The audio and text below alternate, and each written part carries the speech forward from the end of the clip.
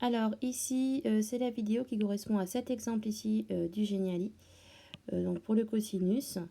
Et on va voir pourquoi on choisit le cosinus et pas le sinus ou la tangente par exemple. Alors, il faut toujours partir de la figure et voir ce que l'on connaît et ce que l'on cherche. Alors, premièrement, ce que l'on cherche.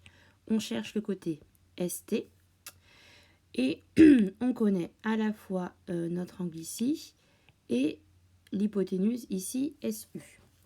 Alors, ST pour l'angle, il représente le côté adjacent puisqu'il forme l'angle avec l'hypoténuse. Donc, on cherche le côté adjacent, on connaît l'hypoténuse. Si l'on regarde avec le moyen mnémotechnique ici, la seule des formules qui fait à la fois intervenir le côté adjacent et l'hypoténuse, eh bien c'est la formule du cosinus. C'est pour ça qu'on va appliquer le cosinus. Donc voici comment on applique la formule du cosinus et comment on rédige. Donc on dit dans quel triangle rectangle on travaille. Dans le triangle STU rectangle en T, on a cosinus de l'angle TSU qui est égal donc au côté adjacent, c'est-à-dire ST, sur l'hypoténuse qui est le côté SU. Ensuite, on remplace par les valeurs connues. Donc on sait que l'angle il mesure 54 degrés. ST, on le cherche, donc on laisse. Et l'hypoténuse, ça fait 16,2.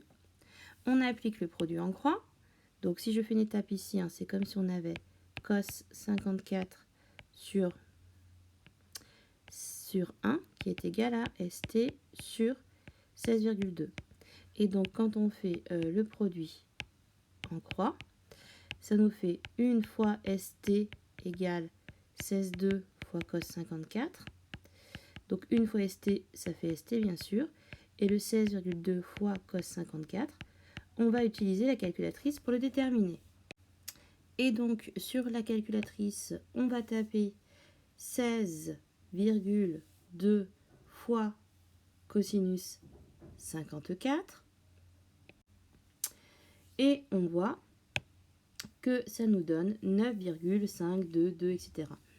Et donc, cela signifie que si on arrondit au dixième près, comme c'est souvent le cas, ça nous fait environ 9,5 cm. Voilà, c'est tout pour cet exemple.